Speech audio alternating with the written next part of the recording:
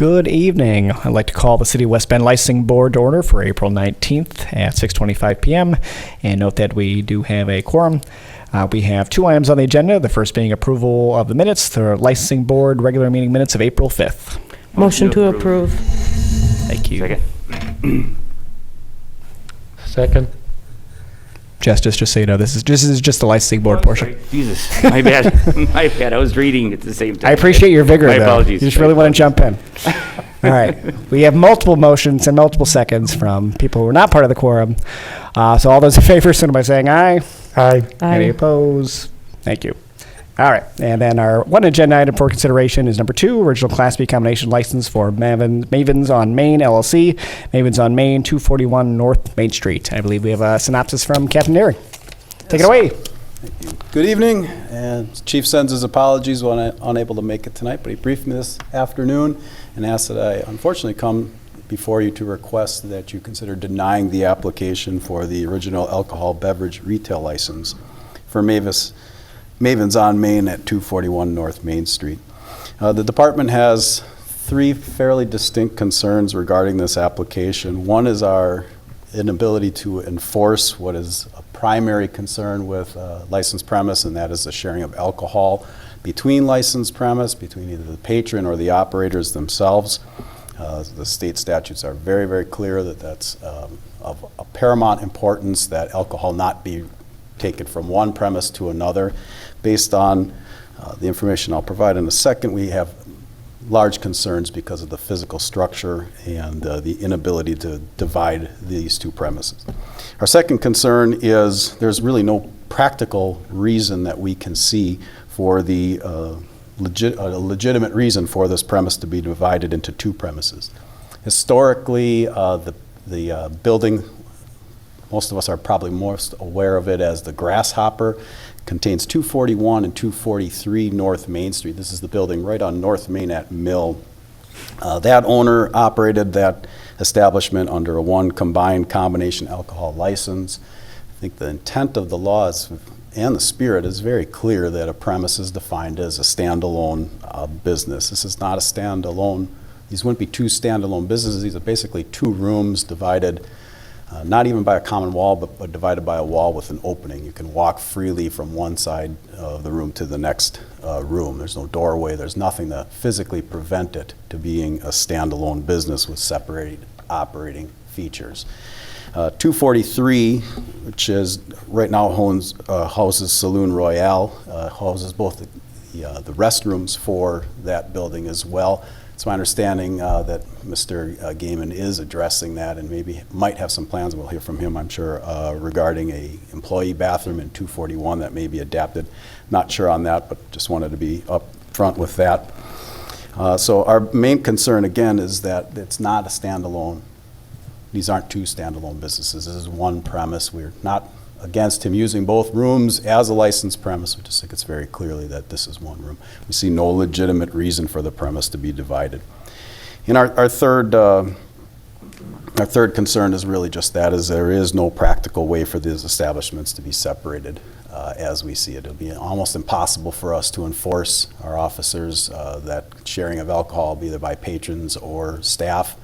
They're required, obviously, by law to maintain separate orders, separate invoices, the alcohol stored on premise with basically a walk-through wall, not a wall, a walk-through hallway, if you will.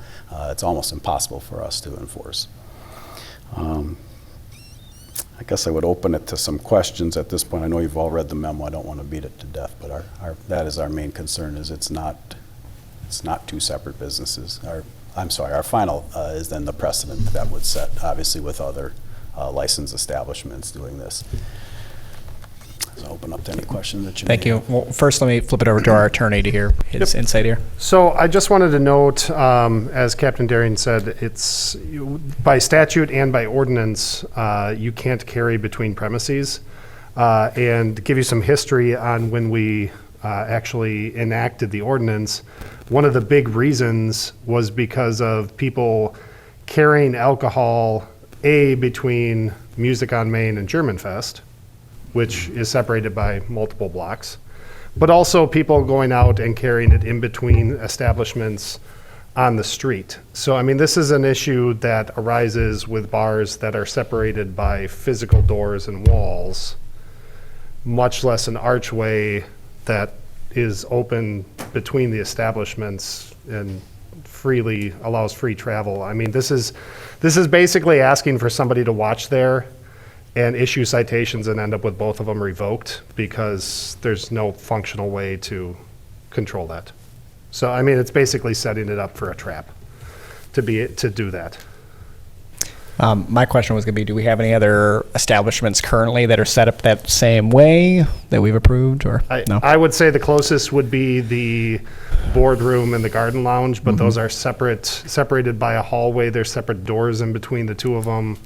I mean, there are distinct premises where you have to physically cross a hallway at the very least between the two.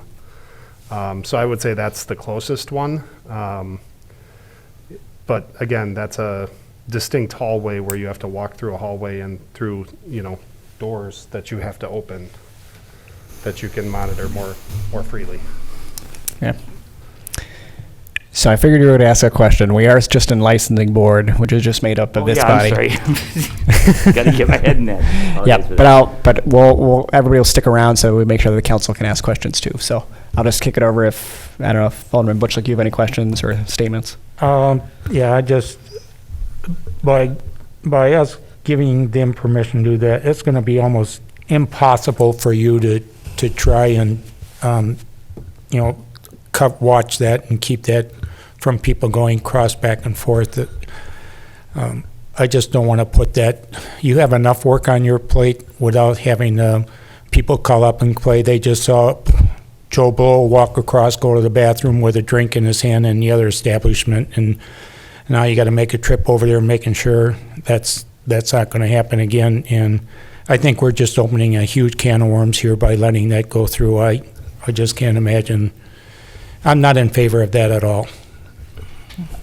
I would agree, and I also think good law is set up to make sure that it's people who are intentionally violating a law are held accountable. I think with this premise set up, this would almost encourage decent citizens who are just out patronizing our businesses, violating the law, and would put us in a situation where, because of the setup that we either approve or deny, we're allowing good citizens to potentially break the law. I mean, we all know how a sign is not going to take care of this. A wall would. Is Mr. Gaiman in the audience? Yep. If you have a few statements or thoughts you can share with us, that'd be great. And if you don't mind stating your name and address for us. Chad Gaiman, Heartland, Wisconsin, W288 and 7703 Appaloosa Lane. I appreciate everybody hearing me out. I did talk to Mr. Allen. We are not opposed to putting doors, blocking. I guess I'm going to look at you guys. What would you guys want from us to make that a standalone business? It is two addresses. If we got to put new bathrooms in, close those holes up. It was never my intention to be, if the chief took it the wrong way and that was the only way I was opening that business, that's not the intention at all. The person that's going in there, we plan on running a very, very successful coffee shop. She's went to school for baking. She's going to be doing all fresh bakery.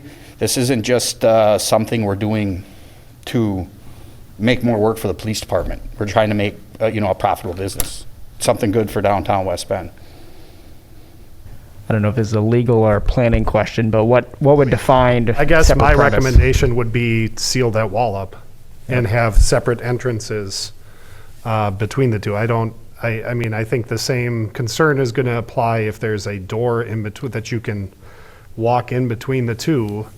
You're going to have the same issue as, I mean, slightly moderated from the archway, but I would say, if this is going to be something that works, it has to be a sealed up wall in between the two so that it's distinct premises that you can't just freely walk between. Huh? And which would also go with restrooms, correct? Yep. So that would require a separate restroom as well. Would that be something you would be open to, or? There's a restroom there already. So absolutely would be open to that. And that's what I'm asking you. I'd like you guys to, I don't know if you'd want to put a plan, hey, A, B, C, this is what we would need to get done. And we're already working on some remodeling there with a company that they've brought to you guys about putting some garage doors and something. So if you tell me what they want to do, we'll just present that to them and we'll get it done. So my question, Ian, is that within our purview as a licensing board to approve the license contingent on those things? Well, so the other issue here is you can't actually approve this as written today anyway because it's currently under a different establishment. So that other license needs to be amended to remove this premise from that. Okay. So, That's not true. Oh, it's not? Yeah, Okay. No. Saloon Royale only has that premise, that address. Okay. And that's only what's listed on his liquor license for Saloon Royale. okay, I stand corrected. That is not an issue then. So I think you could give some guidance and either deny with some advice or table it until there's an amended license application. I think the amended license application would be the best route. But I would suggest having some guidance from council that says, yes, we would consider this if there's a wall Yep. in between the two with a separate entrance. Your thoughts, John or Steph? Yeah, I would like to make a motion to table this until we can get this. I would not be against having a solid wall put there, but for a doorway or an open archway, I definitely have a big problem with that. So I would just soon table it until we can get exactly what we want and let it up to the council direct. Steph, did you have any thoughts?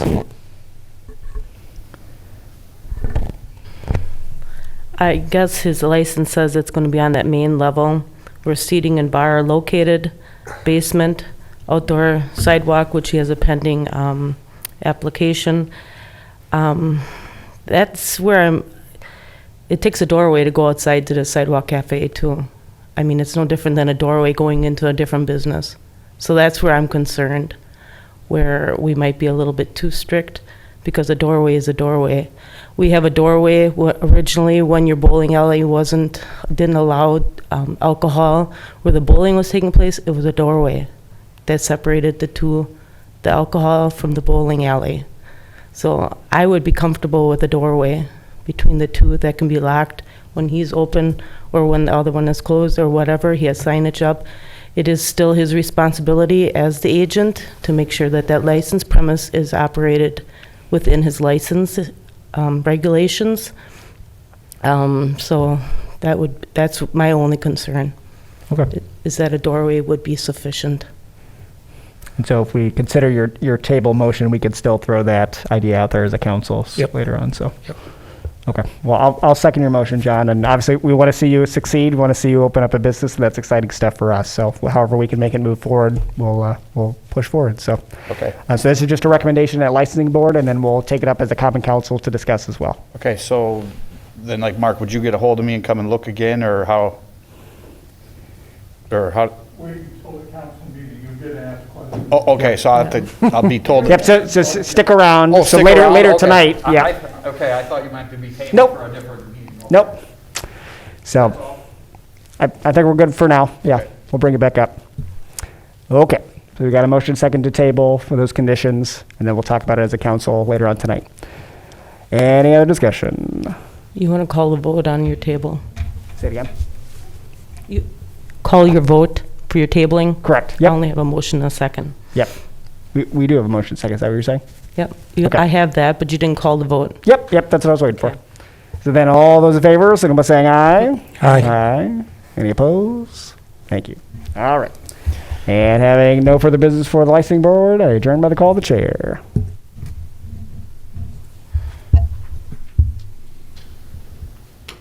Are we jumping straight into finance? I think no public works tonight. All right, that's what I thought.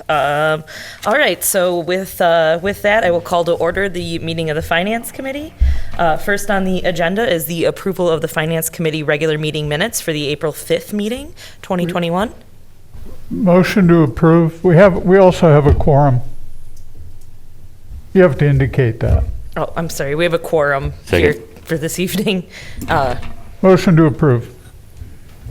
A motion and a second. Do we have any discussion or questions? Great. All those in favor? Aye. Okay. Any opposed? Wonderful. All right. Next on the agenda is a presentation by Ellers.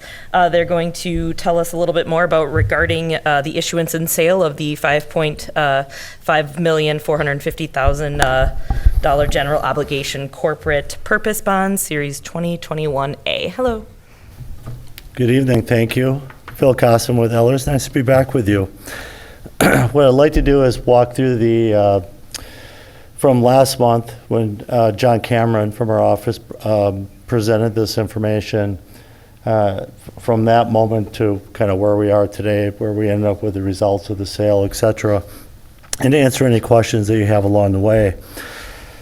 If you recall, when this issue was brought to you, we were looking at an issue that was roughly 5.5, a little over that $1 million amount. And since that time, we've had a couple of conversations with staff and with bond counsel.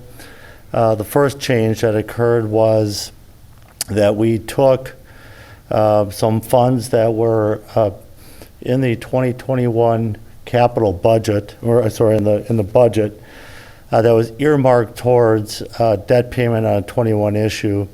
And working with Quarles and Brady, they asked us to use that money to downsize the issue. So before we got into the results of the sale today, we already downsized the issue from down to $5,450,000. So we took that $100,000, reduced the amount of the obligation.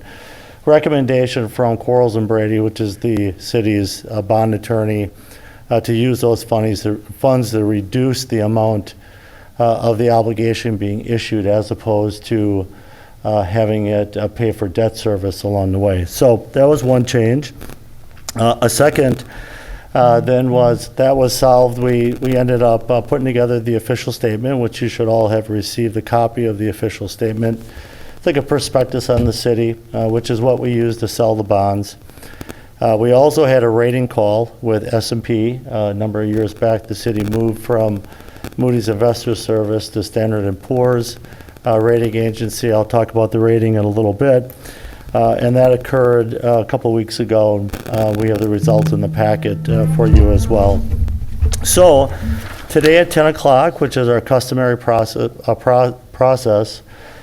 we took bids, and what occurs for those that haven't been through this process with us is that we take bids from different banks and underwriters that would have interest in purchasing the bonds.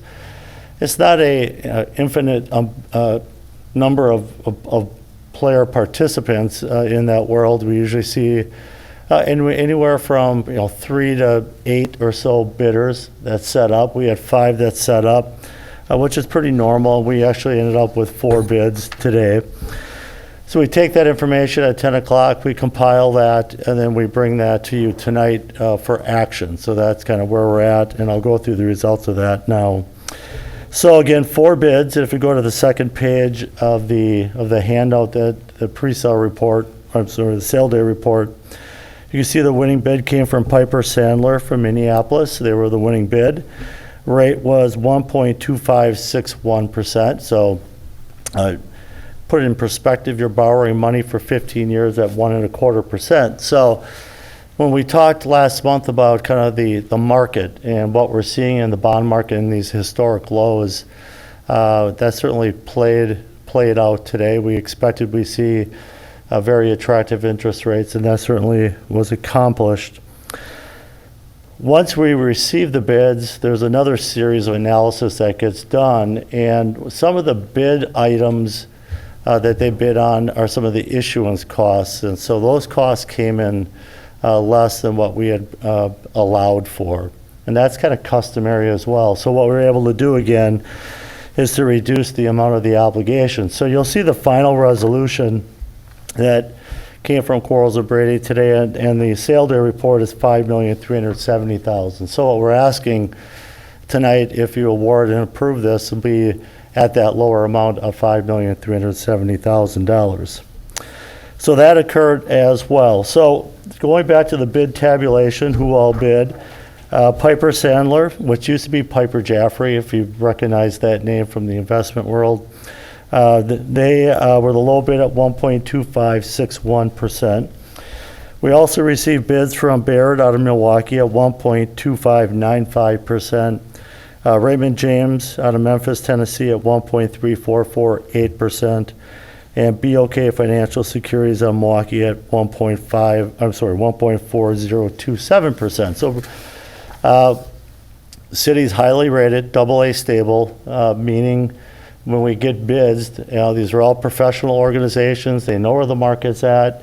They're bidding on bonds on a weekly basis. They have a pretty good pulse of where the market's going to be, and that's why we don't see a great deal of a gap between the high and low bid.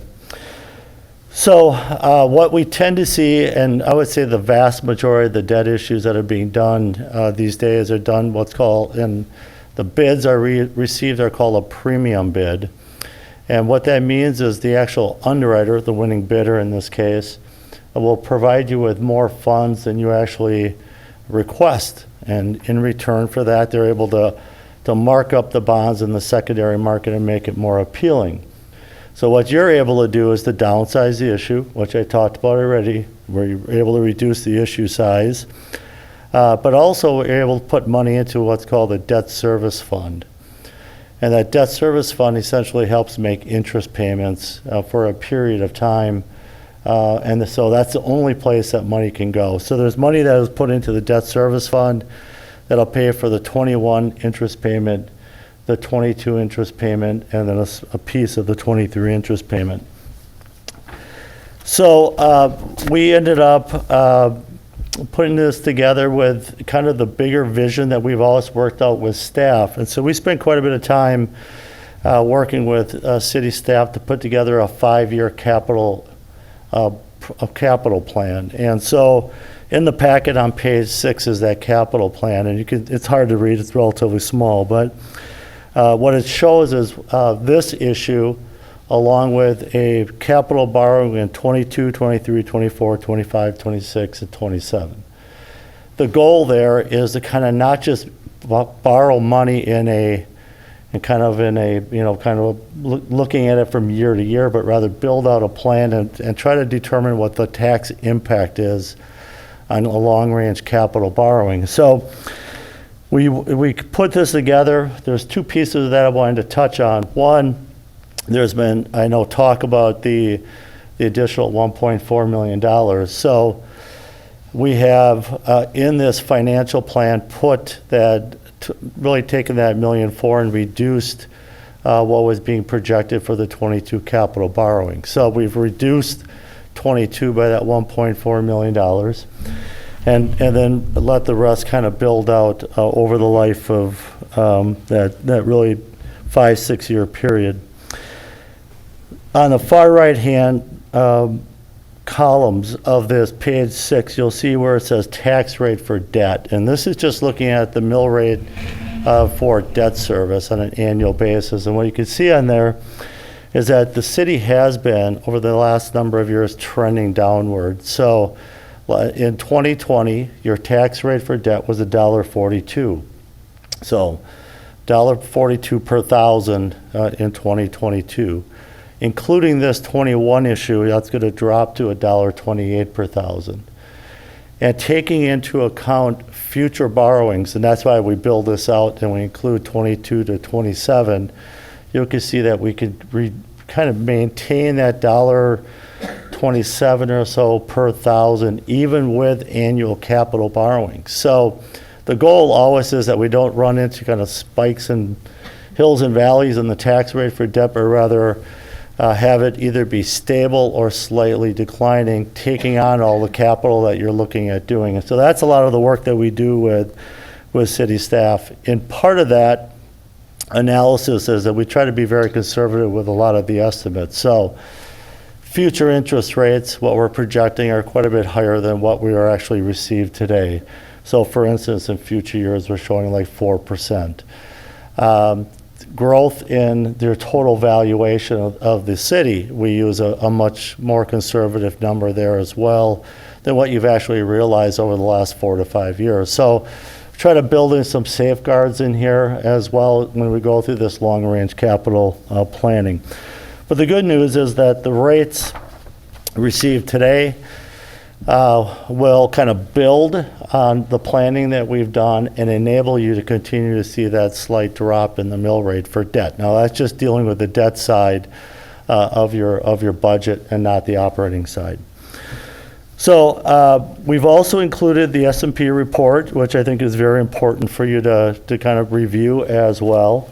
There was a rating call that occurred, as indicated, about 3 weeks ago, and included various city staff. The mayor participated as well. And good news, AA stable has been kind of an affirmation of the rating by S&P. Wisconsin has fared very well during COVID. And I sit in a lot of these rating calls. It's in part because we are really property tax based and not sales tax based or tourism based. And those are the industries that have been hurt in many other states. So, we hear a lot of criticism of the property tax being the main revenue source for municipalities, but when it came to COVID, it actually worked in our benefit in this case. So, AA stable has remained. And on the bottom of page 8, they spent quite a bit of time talking about their assessment of the city, and that's how they identify it, assessment of the city. And just to read a few of them: strong economy with access to a broad and diverse MSA, strong management with good financial policies and practices under their financial management assessment methodologies that they use, adequate budgetary performance with operating deficit in the general fund, but a slight operating surplus at the total fund level for the government in 2019 for the city. Very strong budgetary flexibility with available fund balance in fiscal 2019 of 28% of operating expenditures. That's really kind of your rainy day fund, funds that you have available to tap into in the future. And then they also talk a little bit about liquidity, strong liquidity, and adequate debt and contingent liability profile. So they kind of touch on the full range of all the financial issues. The last one on the next page, top of page 9, strong institutional framework score is what they identify as well. So really a positive, when you look at it, positive trends that they view, positive short-term financial information as well. I mean, you're adding to your fund balance despite COVID. That's a real positive. The last page in this packet is a 3-year trend in the municipal bond market. We try to show you something that's more than just a year, because the last year has been an anomaly in the municipal market. That's why we're seeing these historic lows.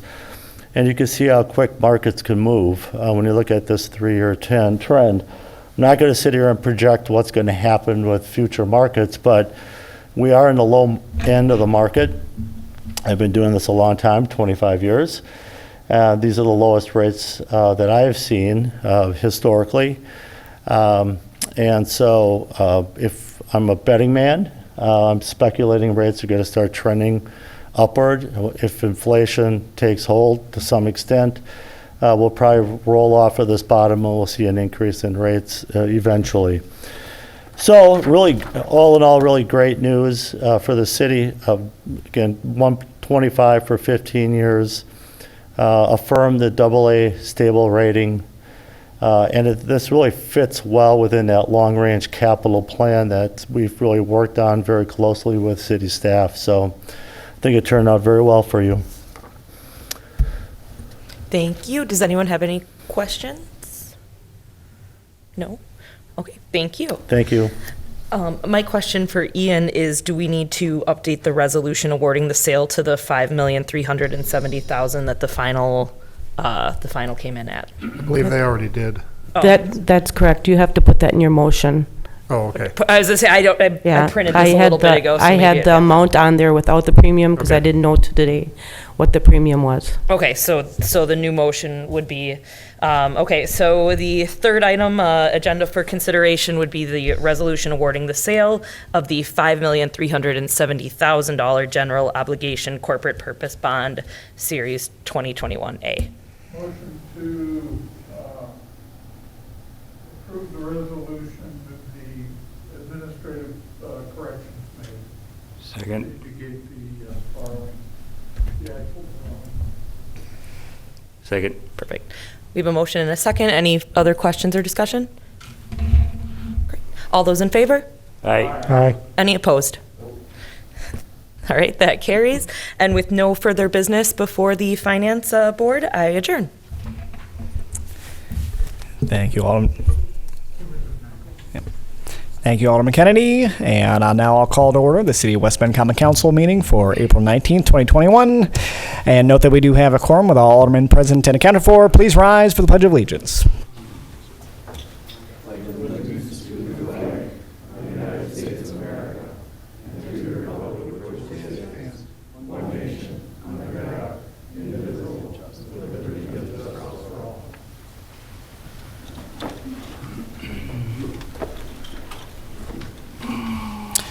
Thank you. We have 7 items on the agenda, with the first being approval of the minutes, the Common Council regular meeting minutes of April 5th. Motion to approve. Second. Thank you, Alan and Model. Any questions or corrections? Seeing none, all those in favor, signify by saying aye. Aye. Any opposed? Thank you. And moving on to presentations, we have the Greenup Day Proclamation. I'll be looking for a motion on that. Motion to approve. Second. Thank you. It's been motion second. All those in favor of endorsing the proclamation, signify by saying aye. Aye. Any opposed? Thank you. And this proclamation so reads, whereas the residents of the city of West Bend are very proud of and enjoy the natural beauty of our community, and whereas in order to foster an acceptably clean, self-renewing environment, Roots and Branches, with the help of individuals and community groups, promotes an annual community-wide effort. And whereas all citizens are encouraged to recruit family, neighbors, friends, and coworkers to pick up litter, making West Bend a cleaner, more beautiful place in which to live, work, and visit. Now, therefore, I, Christopher Jenkins, Mayor of the great city of West Bend, do hereby proclaim Saturday, May 1st, 2021, as Greenup Day in the city of West Bend. And I encourage all citizens to take part in the Greenup kickoff at Regner Park and volunteer to help make West Bend litter-free by picking up the Riverwalk, area parks, neighborhoods, schools, and business areas. Should be a fun time. Alderman Model, I heard you putting something together for that day too. Did you want to share? Oh, yeah. Barton is also doing a Greenup May 1st. And of course, I encourage anyone in the Barton area to give me a call or just meet us down by the river. It's going to be mostly focused on the river and the dam area. So Sounds good. But throughout the whole city, feel free to beautify it and make it wonderful. Thank you. And we have our Arbor Day Proclamation, if we could have a motion. Motion to approve. Second. Thank you. It's been motion second. All those in favor, signify by saying aye. Aye. Any opposed? Thank you. And this proclamation so reads, whereas Arbor Day is observed and worldwide, celebrating the role of trees in our lives. Trees are among Wisconsin's most beautiful natural resources. The demands on our environment and resources necessitate an increased awareness of ecological values. And whereas Roots and Branches continues its educational efforts by providing fourth public and fifth grade private grade students at Silky Dogwood Seedling with planting instructions and encouraged to plant in honor of a healthcare or essential worker hero. Students will be able to send their name and who they are honoring to Roots and Branches.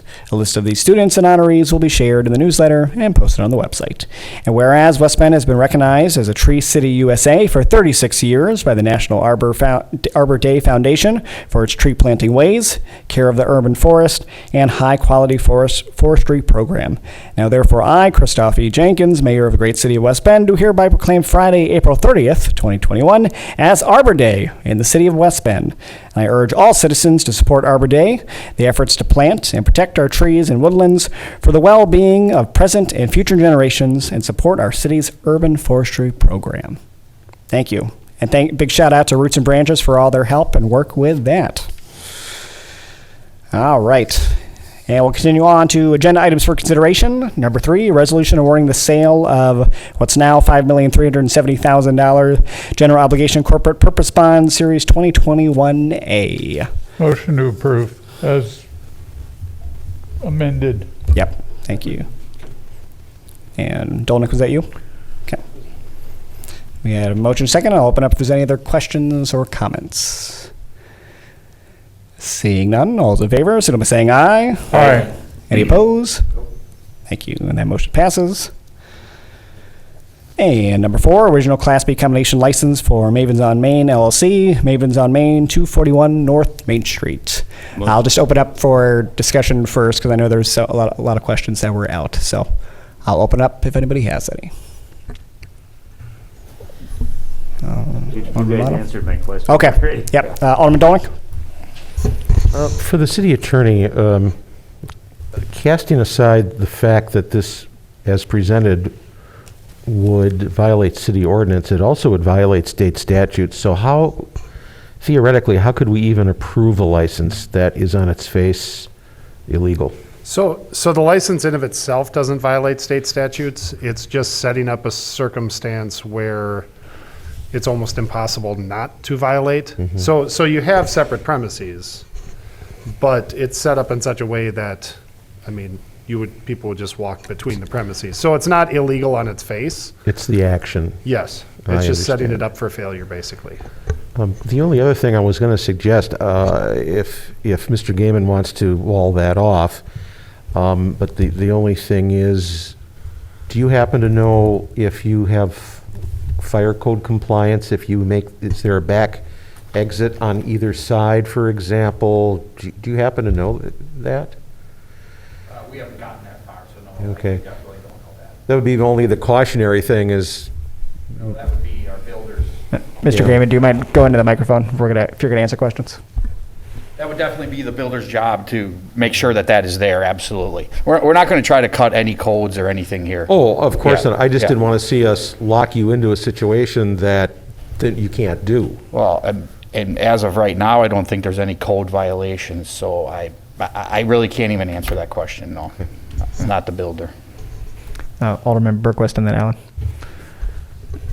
My question would be for the city clerk. Is there some sort of time frame that we need to be acting on this action now, that Mr. Gaiman would be applying for the permit now rather than completing the renovation of the building itself and having everything in order before he comes to the council for approval? The only requirement was that I had to have it on file for 15 days before the common council could act on it. As long as you have taken it up within reasonable amount of time, that is all that you need to do. You can table it as often as you want to. Okay, thank you. Go ahead. Yeah, I have a couple of questions for the city attorney. If the doorway, if instead of walling the entire premise, if the doorway stays in place, but it's, as I understand, it would need to be locked anytime either side was operating, correct? Hey, I mean, there's no strict requirement. This isn't, I guess you could approve the license contingent upon, having a locked doorway between the two. I think you could put a requirement on that you prevent, traffic between the two. You could certainly have a locked doorway that then is able to be unlocked, during non-business hours or whatever. Okay. Yep. The second piece of that is the doorway exists. Somebody buys a drink in Saloon Royale Yes. and sees a buddy of theirs through the open door, hole in the wall, whatever it happens to be. Oh, I see Joe, and he takes his Bloody Mary with him over to talk to Joe. Yep. Who is subject to penalty? Is it the person who carries the liquor? Is it the operator of one or both of the facilities? I would say it's all three. Okay. We have in our code that as long as it's prohibited by the bar establishment, you can ticket the person who carries in between. And, again, state statute, and I believe it is in our code as well, that you can ticket the establishment. Okay, and then the last question is, as I understand, the liquor storage is in the basement? Correct. Is the basement going to be separated as well, so There's that two- there's a clear demarcation? There's two of- separate doors, two separate basements.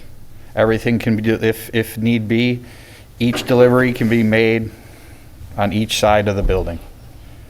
Okay. And I saw Alderman Kaler and then Kennedy. I guess my question is, right now, one license can serve both premise, correct? Stephanie corrected that. They do not, their premise, it does not define both addresses. That right now, their But it premise could, is that's the way only. it operated in the past, correct? Correct. So I guess, what is the real, I'm trying to figure out, why would you want two separate licenses if one would cover both, other than, from what I'm hearing, is we can now put 5 more gambling machines on each side, so now we get 10 instead of 5.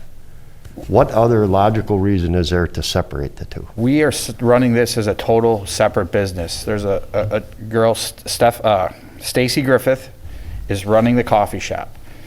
She doesn't have the funds to open it. I'm her partner in it. This is a total separate business. We're paying rent to Mill Street Apartments, which is our investment company. So it's just another form of getting some funds to bring some money to our bottom line, to our investment. Did you have anything else, Alderman Kaler? Pardon? Did you have anything else? No. Okay. I'm good. Go ahead. My question's actually kind of for Stephanie. Is this the regular liquor license, or is this the more expensive liquor license? Because I know what's come before this council before is we only have so many liquor licenses to give away, and the lower cost liquor licenses are often fought over. So I just want to be sure which type of license is this, and do you know what I'm saying? Yes. The Saloon Royale, that was a $10,000 reserve license, and this one also is a $10,000 reserve license. That's all that we have available right now. And the Grasshopper, they had a $10,000 reserve license too. I'm incorrect. That license we gave with the grant process.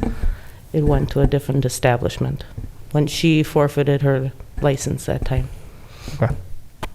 Alderman Model? This may be a hard question to answer, Chad, but how much does it affect your business model to have a wall versus a door? It won't at all.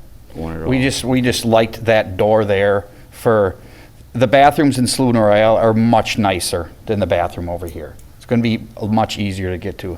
And I guess I would like to point out what Stephanie had said. If there's a door there, it really truly is the same thing as me, the establishment owner, making sure nobody's walking out onto the sidewalk through that door. I will make sure nobody is walking through that door. I mean, that is not my intentions at all. We don't want them establishments. It just happens to be that's how that building is constructed, and we will do whatever council suggests to block that off. Any other comments, thoughts, motions?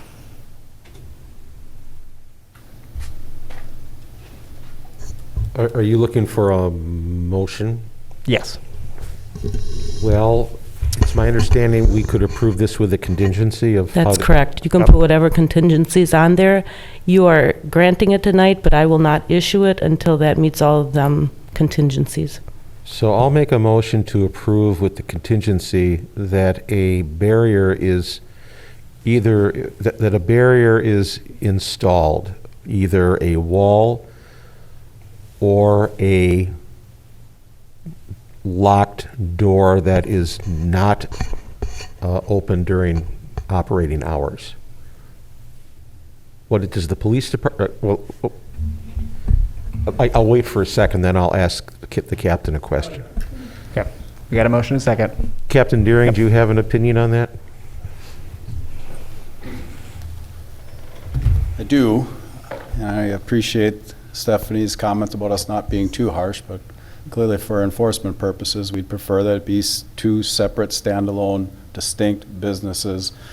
A door is literally a knob turn away from being an opening. So I think from the police department's standpoint, we would prefer it be distinct, separate businesses with separate operating facilities. And also agree with your caution about building codes and planning. And I think there is some concern with two separate assemblies side by side, having some fire, stop protection, all those things well outside of my expertise, but probably Captain Aslan would have some input on that as well. So I would prefer a wall. I was envisioning when I said a door, basically a double cylinder deadbolt. It's not an egress, so usually fire departments don't like that, but it's not an egress door. Is that clear enough, Mayor, or should I clarify? Well, I knew what you were saying. Okay.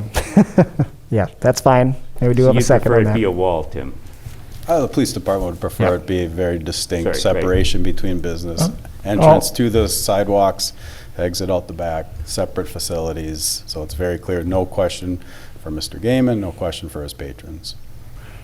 Alderman Dolnick, would you accept a friendly amendment to change the locked door to a wall? Sure.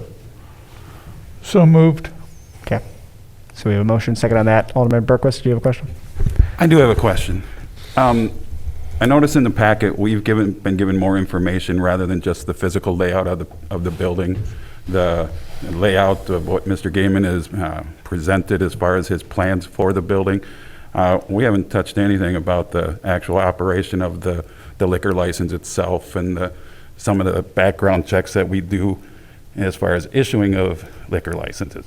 Is that not part of the police department's presentation tonight, or is that something that we're going to discuss at a later time, or? Thank you, Alderman. I guess my last comment I was reserving before we closed would be everybody likes a good do-over. So the optimist in me says that perhaps Mr. Gaiman just didn't read the application very clearly.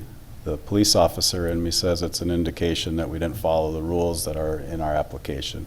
Mr. Gaiman's filled them out before very clearly. Question number 2 asks if you're ever convicted of any offense other than traffic unrelated to alcohol beverages for violation of any federal laws, Wisconsin laws, laws of any state, or ordinance of any county or municipality. He replied yes. The second part of that is to list those. He did not provide any information on those, which we uncovered quite a few. That's why I was actually a glimmer of hope that would be maybe an amended application coming back and give Mr. Gaiman a chance to do it correctly, but I'll leave that to you. All right.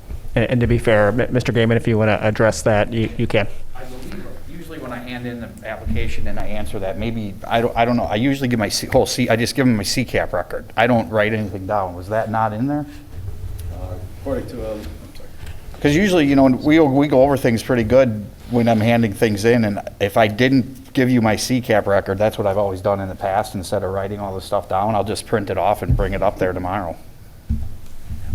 Sure. Lieutenant Rollinger, who does our background checks, indicated there was no information provided. Perhaps, like I said, the optimist, maybe it was just an oversight. Okay. Thank you. Alderman Kaler? Just wondering, as part of this amendment, obviously, if he puts that wall in, he's going to have to go through a whole approval process, and both buildings are going to have to meet building codes, fire codes, all those different codes. Correct. So it's not just a matter of wall. There may be several other things you have to do in order to make each of those a standalone premise. So just to understand that all has to meet code also. Yep. Alderman Berquist? Which comes back to my original comment. Mr. Gaydon should have had a total plan in place before we filed the application for the license to include the building, the setup, everything like that before he came to this body to approve the. I went to the clerk and discussed what I was going to do, and they told me I should have no issues. Now we are, and I'm okay with that. So I feel I've taken every step necessary to now to get the license. Now, these things are coming up again. I'm willing to do whatever the council would like us to do, codes, whatever. I'm not here to cut codes. You know, I'm bringing in a professional construction company to do any remodeling. There will be no corners cut. I'm kind of confused why you guys think I'm trying to cut corners. Okay, let me interject. Your business practice has been in what industry? You have other businesses, correct? Correct. Okay, and what industry are those businesses in? I have the rental coin-operated equipment. I'm in some real estate, and I own and operate a couple bars and restaurants in the city of West Bend. Correct, so you should be well aware of the process of applications, the things that are needed by this body to make those decisions, correct? And I was not asked for any of that. I'm not saying if you were asked, okay? This is you coming to this council to accept or to approve an application, okay? You should know ahead of time what is required so that you cover all those bases before you come to this body. This body, our job here is just to approve the application, okay? You're hearing all these questions. Correct. Okay? I don't believe this is the place to be asking those questions. You should have already had a plan in place to cover all these things, any kind of contingency that would come up that this council would ask you, okay? So that we could get to the meat of the council, or the business at a council, of just approving or denying your request. Okay. As simple as that. Okay. You being the businessman that you are, Okay. and the business that you're in, Okay. you should know that, Okay. okay? That's all I'm just trying to make that clear to you. Okay. Okay, so anybody else in any other kind of business, you know, I would assume would have the same kind of requirements, that they would know what they have to do ahead of time to get any kind of approval, okay? Building inspections does the same thing. You come for a building permit, you gotta have a permit, you gotta have everything laid out before they even give you an approval, okay? That day is not the day to be, you know, wondering if we have to add this or add that. Mr. Berquist, I was told that this shouldn't be an issue. I did not know this was going to be an issue. Okay, again, I'm saying the business of this council is to approve, and you've noticed from the questions here, okay, that there are a lot of questions. The fact that the council is considering tabling this, okay, should be an indication to you that there are issues that need to be resolved before we approve the application. That's all I'm saying. Okay. Thank you. Thank you, Alderman Berquist. Any other comments or questions? We do have a motion and a second on the floor. Alderman Allen? Point of information, Alderman Berquist, the motion on the floor is not the table. It's to approve contingent upon adequate separation by walling off the two establishments so that they're truly separate. And then after you do that, it does not get issued by me until there is occupancy or meets all the code requirements, and that happens with development or building inspection. Either I get a occupancy permit, or I get an okay from Jim Renke at development saying, yes, it meets all these requirements. Then he will not get the license until that is all met. Correct. I understand that part of it. Again, the part that I'm questioning is, we're talking about a physical building right now. That seems to be most of the questions that we've had this evening, is physical layout of the building, things like that. We haven't discussed anything about the personal background checks that the police department just told us about. We have a police department who does these investigations. We should give them the credit and the respect that they get for doing those things. They dig into the information that provide us, and I don't believe that we got the full information tonight. So, Thank you. Alderman Dolnick?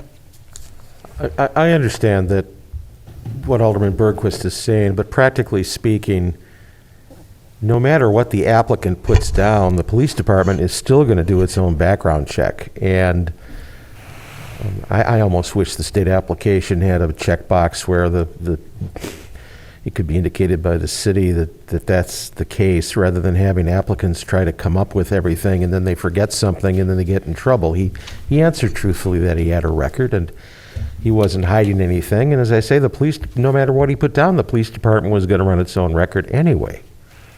So I can forgive that. If his record is a problem for you, that's a different thing.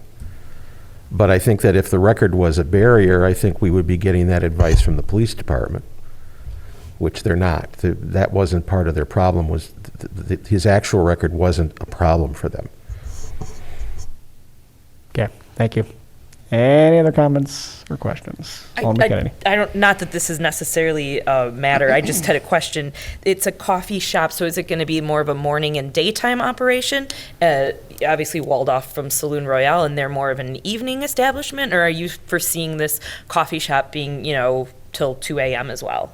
I wouldn't say 2 a.m., but we want to take things slow. It's going to be a breakfast, lunch, dinner. There is talk of possible flatbread, a small something for later in the afternoon, but I do not foresee that part being open till 2 in the morning, no. Okay. Anything else? All right, I'll call for a vote, and Steph, do you mind making this a roll call vote?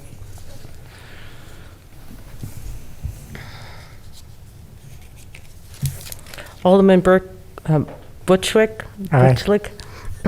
Alderman Allen. Alderman Berquist. No. Alderman Keeler. Alderman Dolnick. Aye. Alderman Model. Aye. Alderman Kennedy. Yes. Motion carries Thank you. 5-2. And so, thanks for coming out, and the city will be followed up with you. Okay, thank you very much. Thank you. All right, and we'll move on to reports.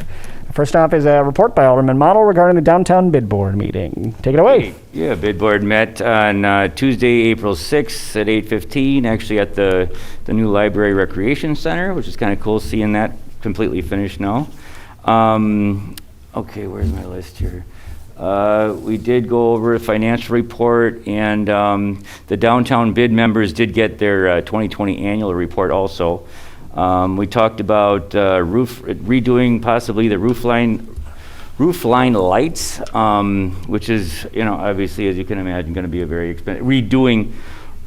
Doing new is going to be very, very expensive and probably done over time, and that's something that we discussed for a long time. We did discuss, to some extent, just rehabbing what's there and what that might look like, and also, I think there's going to be kind of a hybrid of both. We'll be doing a little bit of, rehab what's there kind of lightly, and then work on a long-term plan to replace everything with LED, because we have halogen now, which tend to burn out pretty quickly. So, and there's a Riverwalk update, and we also talked about the cleanup Greenup Day, and again, like the mayor spoke about earlier, Barton is also going to be involved in that, and then the bid is going to do just for downtown cleanup on the 17th.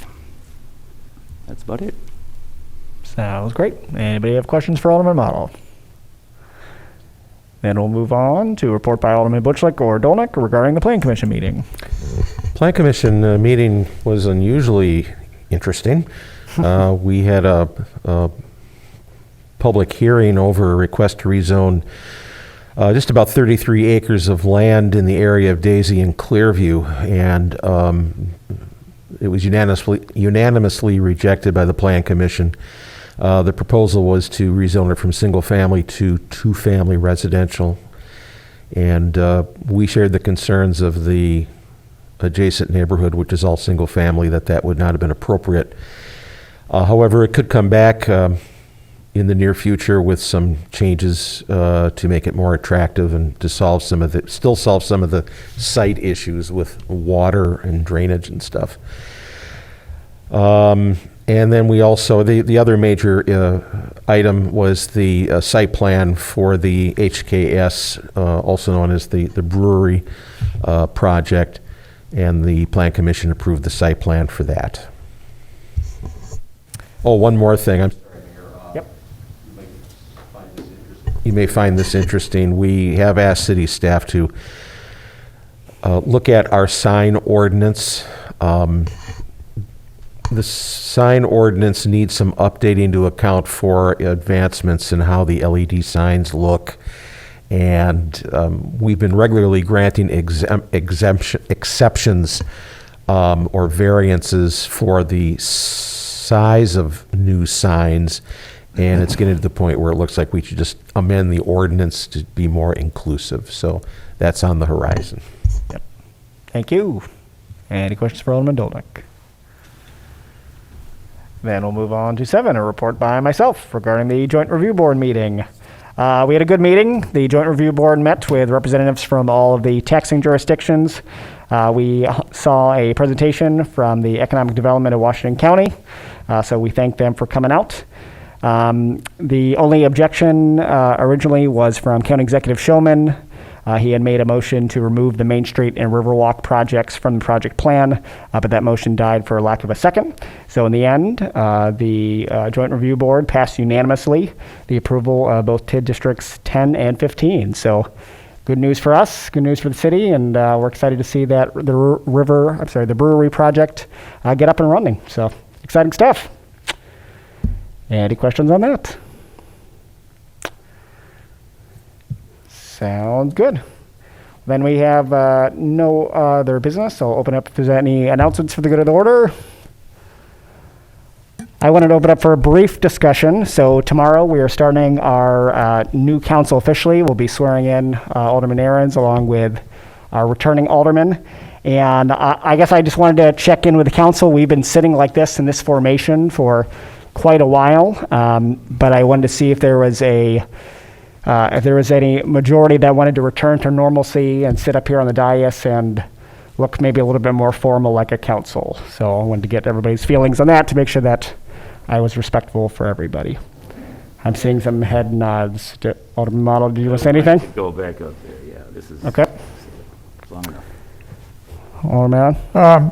We as a council adopted a stay with the CDC guidelines. They would support, we could move 2 additional people up to the dais and maintain the 6-foot social distancing that CDC requires, but we can't put 8 aldermen and the mayor on that dais and do that. I think to clarify, we were following the Washington County Ozaki blueprint. No. Is that correct? I mean, that's what we adopted. I thought we were following CDC guidelines. I'm pretty sure we jumped on board with Washington County, Mark, I'm sorry. Yeah. Yeah, I believe the council's recommendation was the blueprint, which has not been super prevalent any longer from the Washington. Yeah, we're just pretty much throwing caution to the wind at this point, yeah. So I mean, my thinking was, keeping city staff, so the administration, attorney, staff, if you guys want to stay out there, and then just have us kind of spread out amongst the dais here as an alderman. And I mean, if that would make things at least a little bit more spread out enough, but. I would be for that, and if anybody is uncomfortable with that, I would absolutely support them having their own space. Mm-hmm.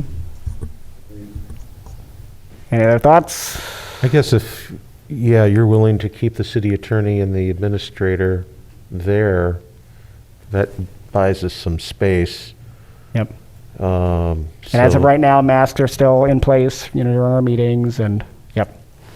I just reflected on when we were in that closed session meeting for an hour, sitting like sardines upstairs. If we can get through like that, I think we'd be okay spread out here as well. So, yep. All right. Well, then we'll go forward like that and look forward to tomorrow night. Thank you very much. Have a good night.